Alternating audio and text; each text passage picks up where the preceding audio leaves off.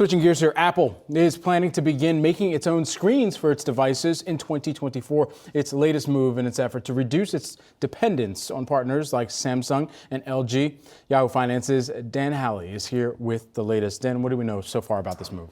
Yeah, so this is a report from Mark Gurman at Bloomberg, who I think sleeps under Tim Cook's desk. I say that all the time. And essentially, what they're saying is that Apple is going to stop relying on displays designed by the likes of Samsung and LG. Now, this is a big deal because LG relies on Apple's revenue as a major revenue source, or Apple's business as a major revenue source. Samsung, not so much. Samsung, they're obviously a competitor as well as a supplier to Apple. Now, what they're saying here is that, currently in the Apple Watch Series 7 and the iPhone 14, they use OLED displays, right? Basically, they're individual pixels that can turn on and off, and it really provides a better kind of viewing experience, not as bright as something like an LCD display. What they're saying is we're going to get something called micro LED displays from Apple, designed by them.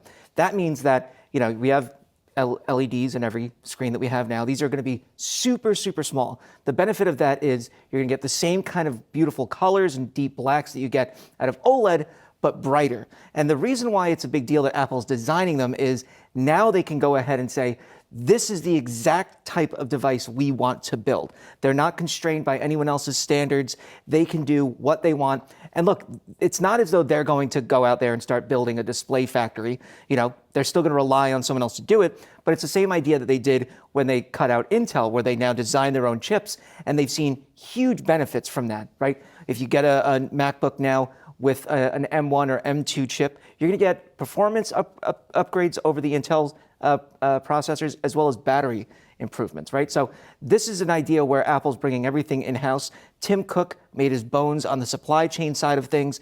This continues that kind of effort on his part by just making sure that Apple is in full control of their future. So I think this is a really important distinction that you're making here. Apple's not actually making this stuff. It is designing they don't make this stuff. Yeah, they don't make this stuff. I think we kind of mush them all together when we think about chip makers, for example, but there is the design and then there is the actual making of it. So this might be cutting out a Samsung, but then who's the actual manufacturer? Does Foxconn make all? I mean, they don't make the chips, for example, right? No, it would be TSM does that. Yes, yeah. So who will make, once they're designed, who then would make the screens? It would be probably obviously another third-party vendor. We don't know exactly who it would be at this point. I think, obviously LG and Samsung, they're the two largest display makers in the world. So maybe they could still be building them, right? But what matters is that it's Apple designing them. They don't have to pay up for the designs of these. They don't have to pay any kind of contract for that.